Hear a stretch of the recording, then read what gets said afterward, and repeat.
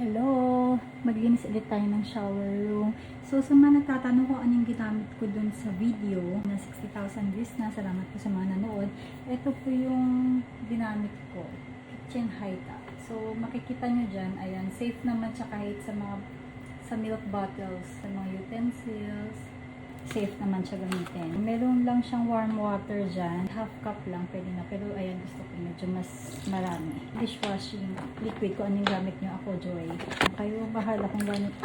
Naparami. Pero okay na rin yun kasi gusto ko mabula. I-mix-mix. Sa mga nagtatanong din, ito yung gamit kong dun sa video. Mabibili nyo to sa Amazon or kahit sa mga drugstores. Ang dami na nakikita ko to. Bathroom cleaner, search nyo lang sa Amazon. Tapos lalabas na to kasi very popular. Mag-form siya ng foam. Kaya ang sarap magkuskus. Magiging ganyan ka-foamy siya. Sasama ko kayo sa paglilinis. This time, nilinisin lang natin yung sahig. Kasi wala tayong masyadong oras. May sakit yung baby ko eh. Nililinis ko din tong part na to. Okay, ito yung ilalim. Ayan yung mga kasingit-singitan. Ayan. So, nakita nyo, diba? Yung water stains.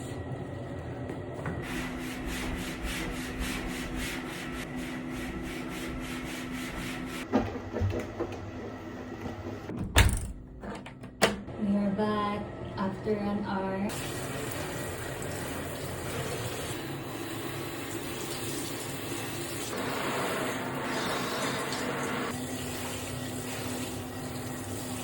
So, ganito yung itsura ng Japanese drainage. Pero yung akin kasi, tinanggal ko yung, yung filter ba yung tawag doon. Disposable yung ginagamit ko.